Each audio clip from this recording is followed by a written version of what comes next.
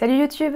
Aujourd'hui, on va voir ensemble comment choisir un bon psy, ou en tout cas, comment éviter d'en choisir un mauvais. C'est très compliqué de trouver le thérapeute qui nous convient. En général, ça se fait pas du premier coup, et ça peut même prendre beaucoup de temps. Alors pour essayer de gagner le plus de temps possible, je vais t'expliquer comment rechercher un psy de manière efficace.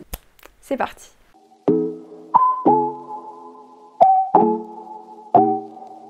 La première chose à savoir, c'est qu'il existe différents spécialistes de la santé mentale. Tout d'abord, les psychothérapeutes. La psychothérapie, c'est le soin par la parole.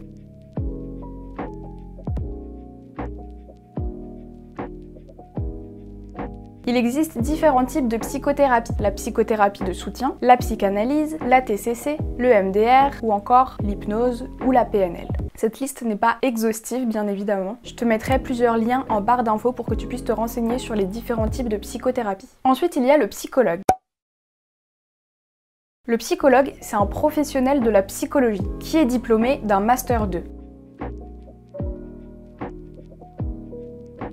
Étymologiquement, psychologie signifie science de l'âme. La psychologie, c'est donc une science humaine qui étudie les pensées, sentiments et comportements humains en lien avec l'environnement. Ça, c'est la définition large de la psychologie, mais il existe différents champs d'études en psychologie. Il y a la psychologie sociale, la neuropsychologie, la psychologie du développement et ce qui nous intéresse pour cette vidéo, la psychologie clinique.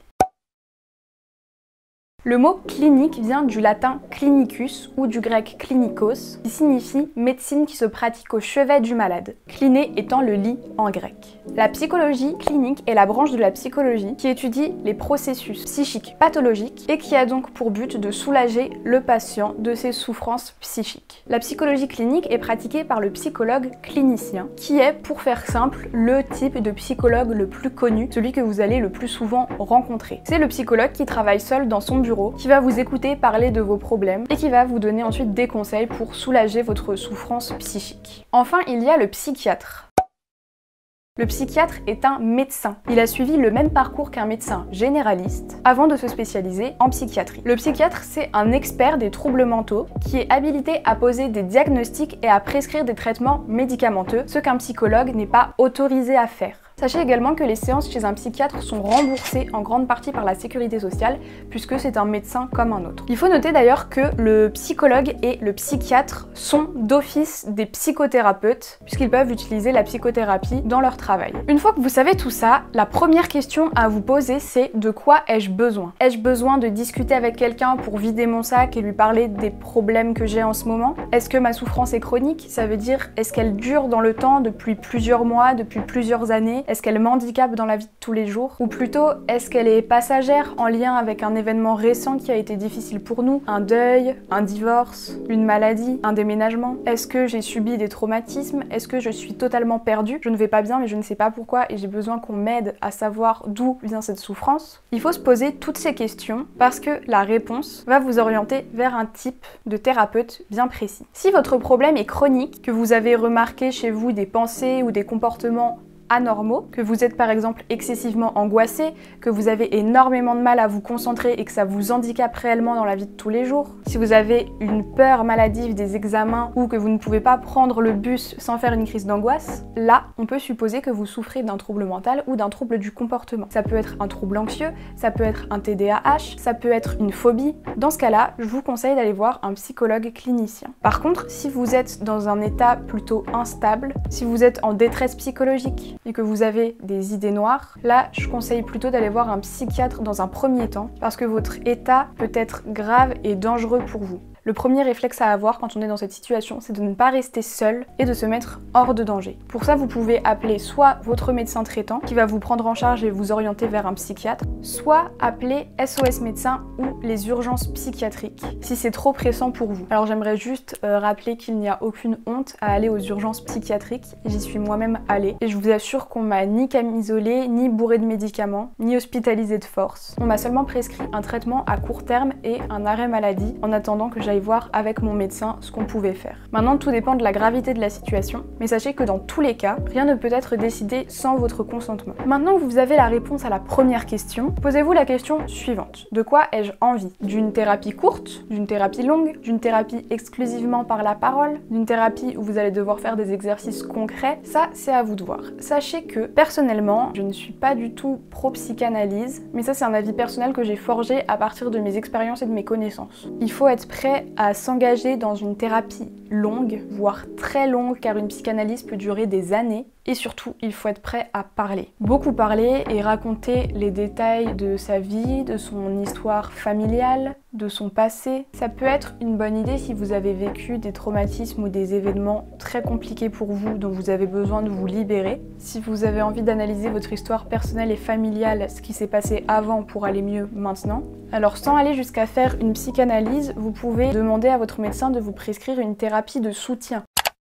Donc une thérapie de soutien va être faite auprès d'un psychologue clinicien d'orientation psychanalytique. En général, on prescrit ce genre de thérapie quand une personne ne se sent pas bien suite à un événement compliqué et qu'il a besoin d'aller mieux, de reprendre confiance pour améliorer sa qualité de vie. Ensuite, vous avez l'option B, qui est de vous orienter plutôt vers une psychothérapie brève. Au contraire de la psychanalyse, la psychothérapie brève est, comme son nom l'indique, beaucoup plus courte. C'est une dizaine de séances en moyenne, donc 2-3 mois environ. Comme je l'ai dit en première partie de cette vidéo, il existe plusieurs types de psychothérapie qui peuvent tout à fait être complémentaires. C'est-à-dire que vous pouvez tout à fait voir plusieurs psychothérapeutes en même temps, ça ne pose aucun problème. Au contraire, ça va vous permettre de vous forger votre propre avis et de voir ce qui vous convient le mieux, ce qui est le plus efficace sur vous. Je vais vous parler de plusieurs types de psychothérapie brève pour que vous compreniez qu'il existe vraiment beaucoup de méthodes différentes. Alors, tout d'abord, il y a la TCC.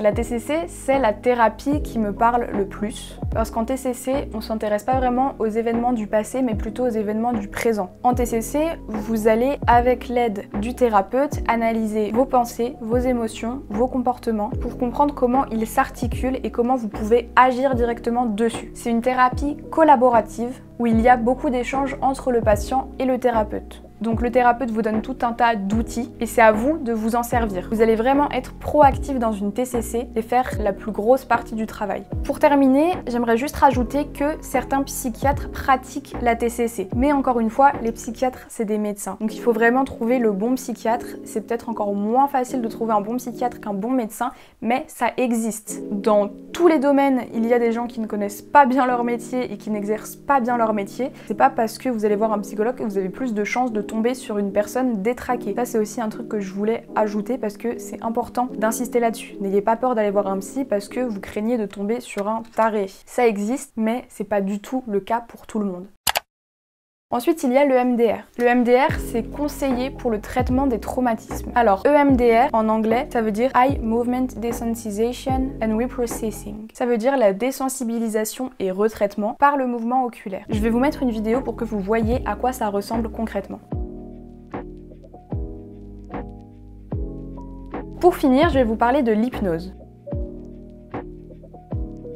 Alors pour faire simple, l'hypnose c'est un état de conscience modifié qui est en fait 100% naturel puisque tout être humain vit cet état plusieurs fois dans la journée sans même s'en rendre compte. Donc dans le cas d'une hypnothérapie, le thérapeute va vous guider pour recréer chez vous cet état d'hypnose, état durant lequel le thérapeute va solliciter votre inconscient afin d'aller vers le changement que vous sollicitez. Sachez d'ailleurs que vous restez totalement maître de la situation en état d'hypnose, puisque votre inconscient ne vous laissera jamais faire ou dire quoi que ce soit sans votre accord. Je vais te demander de fermer les yeux quelques instants. J'aimerais que tu te concentres sur quelque chose. Tu as visualisé cette pièce avec cette porte. Et je te demandais juste de l'entrouvrir. Pas trop. Juste un peu. Juste un peu pour ressentir qu'il y a quelque chose de très important derrière. Je donne une image, n'importe laquelle, c'est pas ça qui est intéressant. Il y a toujours quelque chose en nous qui se raccroche à l'image qu'on donne. On a une émotion qui vient à ce moment-là. L'émotion, c'est un moteur de changement. Bien que parce qu'on a une émotion, on remet nos principes et nos fonctionnements en cause. À ce moment-là, cette émotion, on peut la forger pour en faire quelque chose.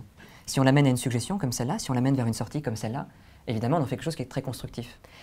Ce qu'on mesure rarement, c'est qu'une petite séquence comme ça de 2 minutes peut considérablement influencer ce qui va se passer dans les semaines, dans les mois qui suivent. Troisième et dernière chose à faire, trouver un thérapeute et prendre rendez-vous. Encore une fois, plusieurs options.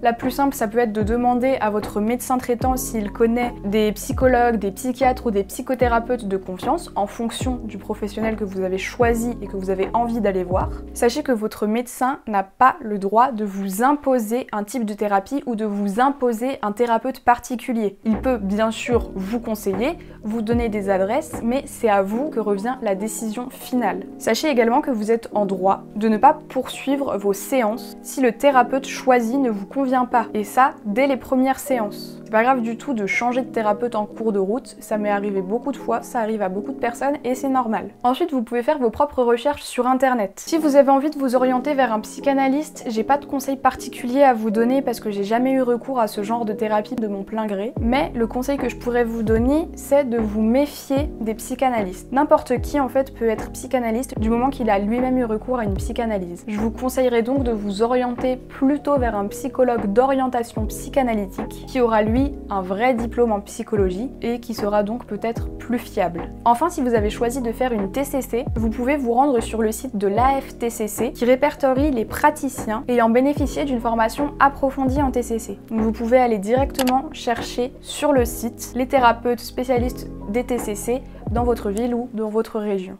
Après, pour ce qui est de l'hypnose, de l'EMDR, etc., je vous conseillerais aussi naturellement peut-être de vous orienter vers un psychologue qui pratique l'hypnose ou le MDR ou un hypnothérapeute. Il existe des hypnothérapeutes qui ont eu des diplômes venant d'une école, mais sachez qu'aucun diplôme n'est reconnu par l'État. Donc je vous conseillerais de faire attention au diplôme de l'hypnothérapeute que vous allez voir et de quelle école il a reçu sa certification. Cette vidéo touche à sa fin, j'espère qu'elle aura pu vous être utile, n'hésitez pas à la partager, n'hésitez pas à mettre un commentaire, c'est hyper important pour le référencement, à mettre un pouce bleu si vous avez apprécié la vidéo et à vous abonner à ma chaîne. N'hésitez pas aussi à me rejoindre sur Instagram, je vais l'afficher juste ici et je vous donne rendez-vous vendredi prochain à 17h pour une nouvelle vidéo. Kawabunga!